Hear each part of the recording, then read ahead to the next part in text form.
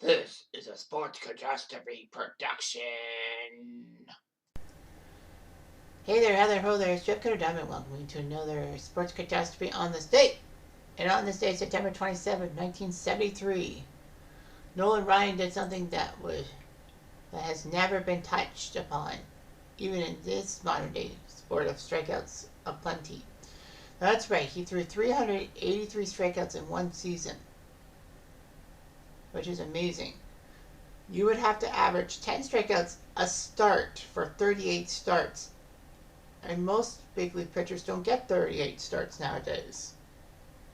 You have average 10, which is unusual. And with the fact that the bullpen game and the mind games and all that, you'd be lucky to get through 8 innings. However, Nolan Ryan was just pure gold. It's the Twins and the Angels in an 11-inning game that saw the Angels win. But that's not the point. The point is how Nolan Ryan whiffed all these batters. So it's September 27, 1973, in front of only 9,000 fans, while Minnesota and California are not making the playoffs. The Angels are almost all but assured to be below 500. The Twins started this lineup. Steve Bry at center field, Rod Carew at second, the legend Rod Carew, Tony Oliva at DH, Harmon Killebrew at first, Jim Holt in right, George Meadowald catching, Eric Soderholm at third, Mike Adams at left, and Jerry Terrell at short, with Dave Goltz the starting pitcher. 73 was actually the first year that the American League had the designated hitter. The Angels had Mickey Rivers at center, Dave Chalks short, Frank Robinson at DH, Tommy McCraw at first, Vada Pinson in right, Kenny Berry in left, Al Gallagher at third, Billy Parker second base, Jeff Torberg catching, and Nolan Ryan being the pitcher. So anyway, things would actually look bad for Nolan. He did strike out the side with Jim Holt, George Meadowland, and Mike Adams all striking out. However, he gave up 3 runs in the first inning. Tony Oliva had an RBI single, and Harmon Killebrew with a 2 RBI double. But the Angels tied it up in the bottom of the first off of Goltz. Frank Robinson had an RBI single, Vada Pinson had a sac fly, and Ken Berry had an RBI groundout. 3-3 tie. In the second inning, Carew and Oliva struck out, so that's 5 for Ryan.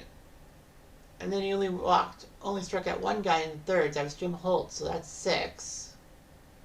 The Angels did take the lead on an RBI single by Tommy McCraw, which got Bill Hands, weird name for a pitcher, but Bill Hands was pitching for the Angels, starting to pitch for the Twins. Nolan would get the strike out the side, Adams, Terrell, and Bry, making it 9 strikeouts. In the top of the 5th, he whiffed Carew and Killebrew for 11 strikeouts. In the 6th inning, Jerry Terrell hit a RBI single to tie the game. But what's more important in the 6th was that the Twins didn't strike out. And then in the 7th inning, he struck out the side with Carew, Killebrew, and Meadowald striking out, so that's 14 whiffs. Hands was still pitching for the Twins in the bottom of the 7th. Then the top of the 8th, Ryan struck out Steve Bry, only struck out 15. Okay, Bill Campbell would come into the game to try to close down the Angels, even though it was 4-4. And fortunately, though, he did. Top of the 9th. Also saw no strikeouts by the Twins. Rich Reese came in the game to pinch run for Harmon Killebrew and play first base. The Angels blew a chance at the bottom of the 9th to win, and then in the 10th inning, again no strikeouts for Nolan Ryan. He was still out there. Meadowald singled, Soderholm hit in the double play, Mike Adams singled and stole second, but Jerry Terrell popped up. The Angels went down 1-2-3, and then the 11th inning, Rich Reese struck out for the 16th strikeout of Nolan Ryan's day, and more importantly, strikeout number 383, which broke Sandy Koufax's record of 382. It's amazing how you can get 383 strikeouts in one game. Well, I mean, when you throw 16 strikeouts in one game, that's huge. So that big strikeout, Reese happened. Then Frank Robinson grounded out. Tommy McCraw singled. Vada Pinson reached on an error. And then Richie Shinenblum pinch hit for Ken Berry and hit a double, scored McCraw, and the Angels were out of there 5-4. So what a day for Nolan Ryan. 16 whiffs. He pitched all 11 innings despite giving up 4 runs. He went up to 21-16, which was amazing how Nolan Ryan could do such a thing. It's hard to win 20 games nowadays, but to also lose 16 games in the same season. Pitchers had it a lot more harder back in the 70s than they are nowadays. It's been 50 years actually to this day, which is unusual. Anyway, Golds, Hans, and Bill Campbell, the Twins used 3 pitchers and they lost. As for strikeouts, only Eric Sutterholm didn't strike out. He was the only one of the Twins' 9 batters, including Rich Reese, who was in for Harmon Killebrew, struck out. With Rod Carew getting the hat trick, or striking out 3 times, although he did score a run.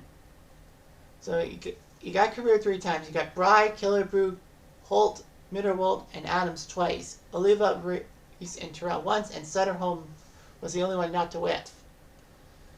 So yeah, so the Angels won the game, and Nolan Ryan got to 383 strikeouts. That's just a pure amazing. Like, getting to 300 strikeouts is hard enough sometimes, but 383, eek. Not even Randy Johnson could touch that. Not even Nolan Ryan could touch that again. Not even Roger Clemens could top that, or Steve Carlton, or even Garrett Cole, if you want a modern day thing. But yeah, that was just amazing what Nolan Ryan did and all that. It's just pure imagination and all that. And Mets fans everywhere will rue the day that they got rid of Nolan Ryan for the want of one Jim Fregosi and a third baseman. The Mets didn't really have a good third baseman until Howard Johnson, or maybe even David Wright, but I'm going to go that far. Anyway, I'm Jeff Diamond. I do.